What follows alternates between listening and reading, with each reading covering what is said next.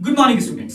आज हम पढ़ेंगे रिफ्रैक्शन थ्रू कर्व सरफेस की इक्वेशन के बारे में। सर ये इक्वेशन क्या होता है भैया? भैया इससे पहले मैंने आपको इमेज फॉर्मेशन के बारे में बताया था। आज मैं आपको बताऊंगा इक्वेशन के बारे में कि जब भी रिफ्रैक्शन होता है वो म्यू2 बाई वी माइनस म्यू1 बाई यू इक्वल्स टू म्यू2 माइनस म्यू1 बाई आर की इक्वेशन को सेटिस्फाई करता है। तो भैया कैसे करता है? तो भैया टाइम को वेस्ट नहीं करते, टॉपिक को शुरू करते हैं।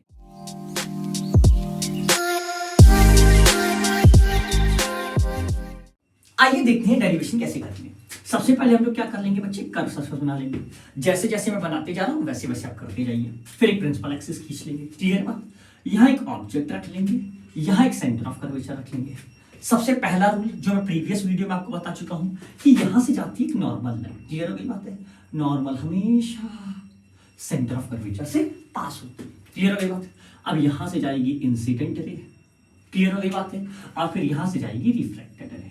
इमेज के बारे में सारी इंफॉर्मेशन में प्रीवियस वीडियो में दे चुका हूं, क्लियर हो गई बात। ठीक, अब ये हमारा रहा प्यारा सा MN एग्जैक्टली। आइए कुछ चीजों को हम मेंशन करते हैं। जो MO होता है वो होती है ऑब्जेक्ट डिस्टेंस, इसलिए शुभम सर ने लिख लिया U, लिखते चलिएगा।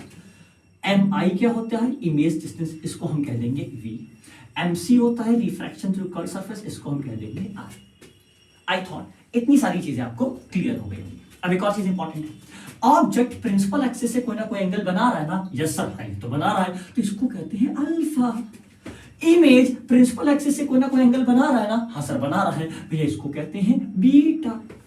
नॉर्मल प्रिंसिपल एक्सिस से कोई ना कोई एंगल बना रहा है ना, हाँ सर बना रहा है भैया, इसको कहते हैं गामा।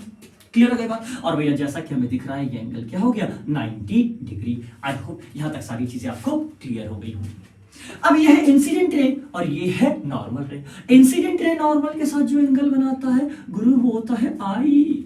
नोट कर ले भैया, काम आएगा। भैया ये कौन सी रे है? रिफ्रैक्टेड रे। रिफ्रैक्टेड रे भैया नॉर्मल से जो एंगल बनाती है उसको हम क्या कहते हैं? R, angle of refraction. क्या कहते हैं भैया? Angle of refraction. ठीक, अब सारी चीजों को लिख लें। बताओ हमारे पास क्या क्या गिवन है? शुभम सर हमारे पास बहुत सारी चीजें गिवन है। सबसे पहले क्या गिवन है? MO बराबर U, MC बराबर R, MI बराबर VE। बहुत बढ़िया बेटा, समझ गए कि नहीं? समझ गए। I क्या है जल्दी से बता दो, angle of incidence. Angle of क्या हो गया? इंसिडेंस। आई होप ये सब क्लियर हो गई होगी। R क्या है Shubham sir? Angle of refraction. और भी बढ़िया, कोई दिक्कत की बात नहीं। अल्फा क्या है? अच्छा सर अल्फा देखना बहुत इंपॉर्टेंट है, angle formed by object with respect to principal axis. ध्यान देना, ये मतलब पर्सनल असिस्टेंट नहीं है, प्रिंसिपल एक्सिस है। समझ गए? अल्फा क्या होता है? Angle formed by object with respect to principal axis. Object principal axis से जो एंगल बनाता है उसको हम क्या कहते हैं? अल्फा। अब बीटा क्या होता है जल्दी से बता दो शुभम सर। फिर से भाई आप लिख लेंगे, angle formed by image with respect to principal axis. Clear हो गई बात है। ये एंगल होता है ऑब्जेक्ट की वजह से, ये एंगल होता है इमेज की वजह से। और भैया गामा, गामा क्या भैया? ये भी भैया एंगल है। कौन बनाता है? नॉर्मल बनाता है। कौन बनाता है? नॉर्मल बनाता है। किसके रिस्पेक्ट में बनाता है Shubham sir? With respect to principal axis. I hope यहां तक सारी चीजें आपको क्लियर हो गई होंगी। आइए आगे स्टार्ट करते हैं वीडियो में। ये हो गया यहाँ का रिफ्रैक्टिव इंडेक्स म्यू1, यहाँ का रिफ्रैक्टिव कितना हो गया? म्यू2। क्लियर हो गई बात है। अब भैया हमें स्नेल की कहानी याद आई, अकॉर्डिंग स्नेल लॉ। भूलिएगा नहीं भैया, स्नेल लॉ बहुत इंपॉर्टेंट है। प्रीवियस वीडियो में मैंने स्नेल लॉ के बारे में आपको ब्रीफली एक्सप्लेन किया, एक बार फिर से बता दे रहा हूं कैसे लिखा जाता है। यहाँ का रिफ्रैक्टिव इंडेक्स म्यू1, यहाँ का एंगल आई, इसका ले लेंगे साइन। अच्छा शुभम सर साइन आई।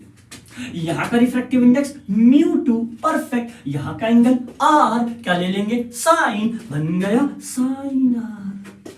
समझ गए ना? क्लियर हो गई बात, परफेक्ट। अब बेटा म्यू2 को इधर भेज दो, साइन आई को यहां भेज दो। अच्छा Shubham sir mu one by mu two हो गया sine R by sine I, perfect. I hope यहां तक सारी बातें क्लियर हो गई होंगी। ठीक, अब देखिए मैं यहां बना रहा हूं रफ कॉलम, ठीक, मेरे पास जगह नहीं है, अगर मेरे पास बहुत बड़ा बोर्ड होता तो मैं यहां पर लिख देता। रफ कॉलम वाली चीज आपको रफ पेज पर नोट करनी है, इस डेरिवेशन का ये पार्ट नहीं है। जब तक ये पार्ट नहीं आएगा आपको समझ में, तब तक ये डेरिवेशन समझ में नहीं आएगी। चलिए मैंने कुछ एग्जांपल लिए, मैंने लिया साइन 0.1 और यहां लिया tan 0.1, मैंने यहां लिया साइन 0.2, मैंने यहां लिया tan 0.2, मैंने यहां लिया साइन 0.3, भैया मैंने यहां लिया tan 0.3, मैंने यहां लिया साइन 0.4, मैंने यहां लिया tan 0.4। मैंने चीज देखी, क्या देखी, अरे साइन 0.1 होता है 0.1, साइन 0.2 होता है 0.2, साइन 0.3 होता है, अरे भैया साइन 0.4 होता है 0.4। अब आते हैं इधर, tan 0.1 होता है 0.1, tan 0.2 होता है 0.2, tan 0.3 होता है 0.3, tan 0.4 होता है 0.4, लगभग। मैं एग्जैक्टली नहीं बोलूंगा, अप्रोक्सीमेट। तो मुझे क्या पता चला, जब थीटा, शुभम सर थीटा क्या होता है, अरे भैया angle theta very very small, जब एंगल बहुत ही ज्यादा छोटा होता है तो साइन थीटा किसके बराबर हो जाता है, थीटा के, और टैन थीटा किसके बराबर हो जाता है, थीटा के। आई होप ये बात आपको बहुत अच्छे से क्लियर हो गई होगी कि जब एंगल बहुत ही ज्यादा छोटा होता है तो साइन थीटा थीटा के बराबर हो जाता है और टैन थीटा थीटा के बराबर हो जाता है। शुभम सर क्या कॉस थीटा भी थीटा के बराबर हो जाता है, क्वेश्चन मार्क। खुद से पता करो क्या कॉस थीटा थीटा के बराबर होगा कि नहीं होगा। अगर नहीं होगा तो भैया एक्सप्लेन करो और कमेंट करो इस वाले चैनल पर। क्लियर हो गई बात है, और इस पर्टिकुलर वीडियो पर। अगर कॉस थीटा थीटा के बराबर भी होगा तो एक्सप्लेन करो और कमेंट करो इस पर्टिकुलर वीडियो पे, मैं आपको रिप्लाई जरूर करूंगा। आई होप यहां तक सारी बात आपको क्लियर हो गई होगी। आइए देखते हैं अब हम क्या करेंगे। भैया ये है साइन आर और ये है साइन आई। अब ध्यान देना भैया, angle is very very small. Optics के केस में बच्चे जो एंगल बनता है वो बहुत ही ज्यादा छोटा होता है, इसलिए शुभम सर क्या करेंगे, sine R is nearly equals to R और sine I is nearly equals to I, that's all. Sine R के बराबर हो जाएगा, साइन आई के बराबर हो जाएगा। भैया इसकी टोपी इसके सर, अब इसकी वैल्यू यहां रख दो और इसकी वैल्यू यहां रख दो। अच्छा शुभम सर ये बन जाएगा μ1 बाई μ2 किसके बराबर हो जाएगा, r by I. I hope यहां तक आपको सारी बातें क्लियर हो गई होंगी। आइए अब हम देखेंगे एक्सटीरियर एंगल प्रॉपर्टी के बारे में। ध्यान देना ये डेरिवेशन का पार्ट नहीं है। जब भी शुभम सर इस तरीके से लिखते हैं तो ये रफ पार्ट होता है आपको समझाने के लिए, क्योंकि जब तक ये आपको नहीं आएगा तब तक आपको डेरिवेशन समझ में नहीं आएगा। आइए देखते हैं एक्सटीरियर एंगल प्रॉपर्टी क्या होती है। बच्चों ध्यान देना, मैंने एक ट्रायंगल ले लिया, ये 1 ले लिया, ये 2 ले लिया और ये 3 ले लिया। ध्यान देना ये जो 3 है क्या ये ट्राइंगल के अंदर है, नहीं सर ये तो ट्राइंगल के बाहर है। जो ट्राइंगल के बाहर होता है वो होता है एक्सटीरियर। अच्छा शुभम सर ये बात है। अब 1 और 2 के बारे में बात करें, 1 और 2 जो एंगल है वो ट्राइंगल के अंदर है, इसलिए ये दोनों एंगल क्या कहलाएंगे, इंटीरियर। अच्छा शुभम सर की बात है। एक्सटीरियर एंगल प्रॉपर्टी क्या कहती है, जो बाहर वाला एंगल होगा वो इंटीरियर एंगल के सम के बराबर होगा। अच्छा सर याद आ गया, 9th 10th क्लास में हमने पढ़ा था exterior angle property. I hope ये चीज आपको क्लियर हो गई होगी। मैं फिर से मेंशन कर दे रहा हूं वंस अगेन, ये डेरिवेशन का पार्ट नहीं है, ये रफ पार्ट है, ताकि जब मैं डेरिवेशन करूं तो आपको कोई भी दिक्कत ना हो। अब भैया हम क्या लगाएंगे, एक्सटीरियर एंगल प्रॉपर्टी। भैया आइए तो पहले एक्सटीरियर एंगल प्रॉपर्टी लगाने के लिए हमें ट्रायंगल डिसाइड करना होता है। तो देखो शुभम सर क्या लेंगे, पहले ONC या NOC। तो भैया हमने ट्रायंगल ले लिया NOC। शुभम सर NOC मतलब अरे no objection certificate, but no objection certificate नहीं है, तो ऐसे में मजाक में कह रहा हूं। ट्रायंगल का नाम है NOC। क्लियर है बात। अब ध्यान देना, अब हम क्या लिखाएंगे, एक्सटीरियर एंगल प्रॉपर्टी। अब भैया बार बार मुझको मत तंग करिएगा, सर ये एक्सटीरियर एंगल प्रॉपर्टी क्या होती है, क्लियर हो गई बात ना। अब भैया आई देखो ट्रायंगल के बाहर है, अल्फा और गामा देखो ट्रायंगल के अंदर है, तो भैया आई किसके बराबर हो जाएगा, alpha plus gamma. Sir alpha plus gamma, अरे शुभम सर समझ में आ गया आप क्या बताना चाह रहे थे, क्लियर हो गई बात। नेक्स्ट अब फिर क्या करेंगे, एक और जगह लगाएंगे। अब ट्राइंगल हम लेंगे NCI, क्या लेंगे, ट्राइंगल NCI। कोई दिक्कत की बात, आइए देखते हैं। अब ये एंगल कहां पर है, बाहर। कितना एंगल दे रखा है, गामा। एक्सटीरियर एंगल प्रॉपर्टी लगा दे, लिखना पड़ेगा भैया पेपर में, हम क्या लगा रहे हैं, एक्सटीरियर एंगल प्रॉपर्टी। सही बात है। अच्छा शुभम सर अब भैया ये क्या दे रखा हुआ है, गामा। क्लियर गई बात है। इंटीरियर एंगल क्या है, R प्लस बीटा। अच्छा शुभम सर, यहाँ भी एक्सटीरियर एंगल प्रॉपर्टी लग गई, यहाँ भी लग गई, लेकिन हमें वैल्यू किसकी चाहिए? देखिए थोड़ी देर पहले मैंने आपको बताया था ना, μ1/μ2 होता है r/i। आई तो निकल गया पर आर तो नहीं निकला। अरे निकाल लेते हैं आर, इधर भेज दो, प्लस में है उधर आ जाएगा माइनस में। अच्छा Shubham sir, gamma minus beta, gamma minus beta. आई होप यहां तक सारी चीजें आपको क्लियर हो गई होंगी। आइए अब देखिए, मैंने आपके लिए पहले ही सारी चीजें लिख दी है जो इससे प्रीवियस थोड़ी देर पहले मैंने आपसे डिस्कस किया। आइए देखते हैं भैया, μ1/μ2 बताया था भैया, फिर मत कहिएगा r/i। समझ गए?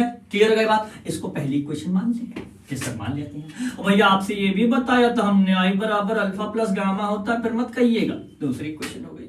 और भैया मैंने अभी थोड़ी देर पहले आपको बताया भैया r बराबर गामा माइनस बीटा होता है, भैया तीसरी इक्वेशन हो गई। भैया i और अल्फा की वैल्यू, सॉरी अल्फा नहीं बच्चे r है, i की वैल्यू यहां पुट कर देंगे, r की वैल्यू यहां पुट कर देंगे, इसकी टोपी उसके साथ आई।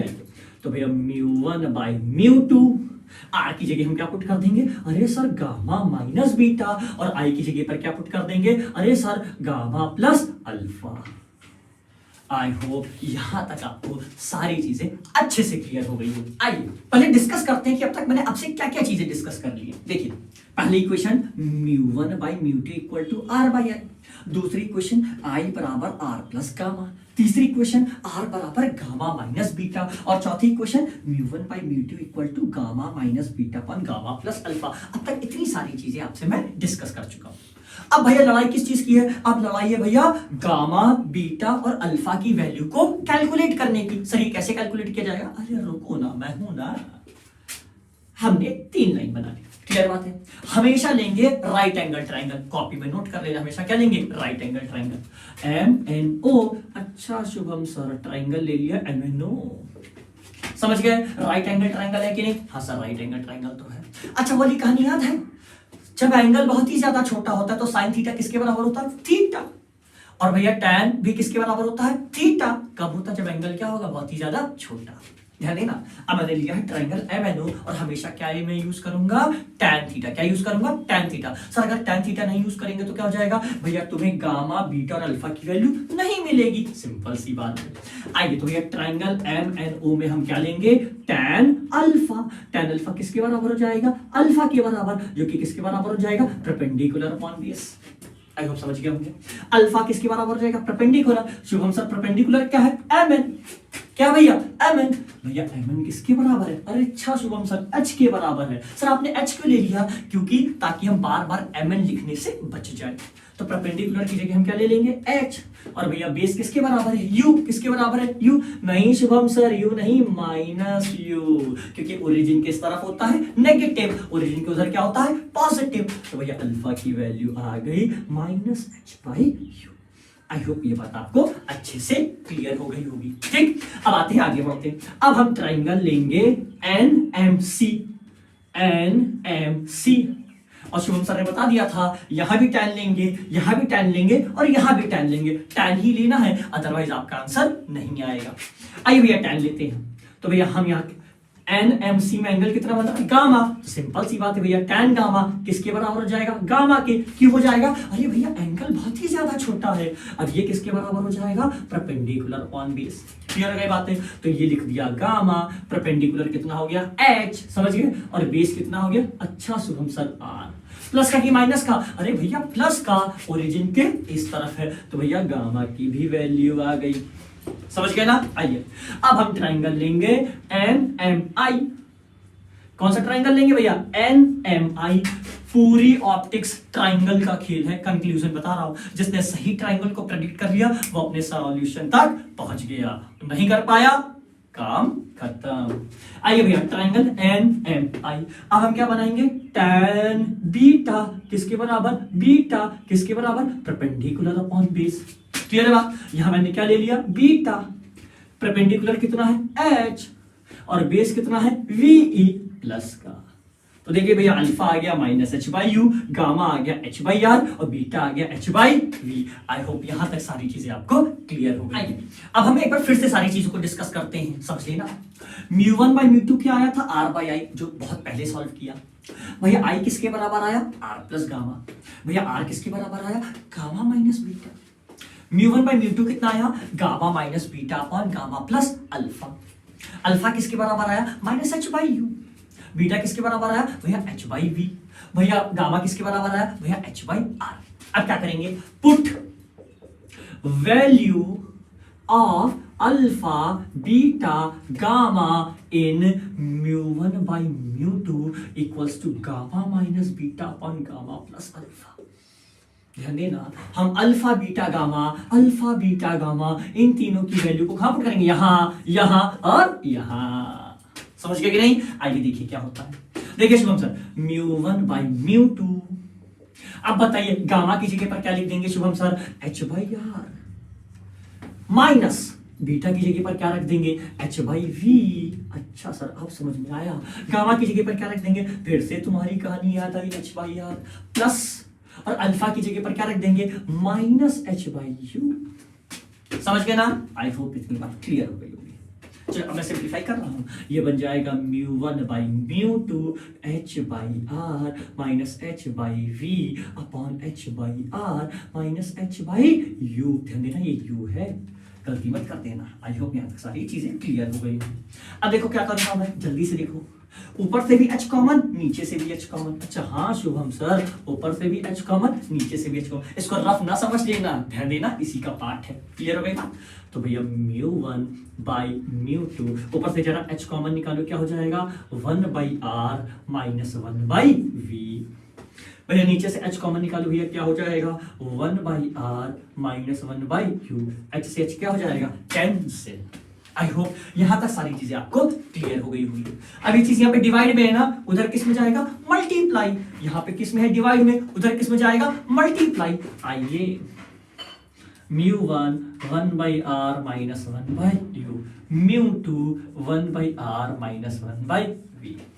आई होप यहां तक आपको सारी चीजें बहुत अच्छे तरीके से क्लियर हो गई। आइए देखते हैं, यहां तक मैंने भी आपको सॉल्व करके बता दिया। अब इस म्यू वन को इसके अंदर मल्टीप्लाई करेंगे और म्यू टू को इसके अंदर मल्टीप्लाई करेंगे। अच्छा Shubham sir, mu one by R minus mu one by U, mu two by R minus mu two by V. अच्छा समझ गए भैया, क्लियर बात? ध्यान देना, क्या करेंगे, ये जो r वाला टर्म है इसको राइट हैंड साइड लेके जाएंगे, और ये जो v वाला टर्म है भैया इसको लेफ्ट हैंड साइड लेके आएंगे। समझ गए? तो ये माइनस का इधर क्या हो जाएगा, प्लस का। अच्छा सर कोई बात नहीं, डन। और ये हो जाएगा म्यू टू बाई आर, और ये उधर जाएगा तो क्या हो जाएगा भैया, minus mu one by R. I hope यहां तक आपको सारी बात क्लियर हो गई होगी। ठीक, तो भैया फाइनल क्या लिख देंगे हम, mu two by V minus mu one by U equals to mu two minus mu one by. भैया यहां भी आ रहे, यहां भी आ रहे, तो एक ही आर ले लो। समझ गए ना? आई होप यहां तक सारी चीजें आपको क्लियर हो गई होंगी। एक बात, म्यू टू क्या होता है, रिफ्रैक्टिव इंडेक्स। वी क्या होता है, इमेज डिस्टेंस। म्यू वन क्या होता है, रिफ्रैक्टिव इंडेक्स। यू क्या होता है, object distance. Mu two minus mu one क्या होता है, डिफरेंस ऑफ रिफ्रैक्टिव इंडेक्स। और आर क्या होता है, रेडियस ऑफ कर्वेचर। क्लियर हो गया बात? जब भी रिफ्रैक्शन होगा किसी कर्व सरफेस की वजह से, तो वो इस इक्वेशन को क्या करेगी, सेटिस्फाई। आई होप सारी चीजें आपको बहुत अच्छे से क्लियर हो गई होगी। अगर आपको वीडियो पसंद आए तो वीडियो को लाइक करें और मेरे चैनल को सब्सक्राइब करें। Thank you and have a nice day.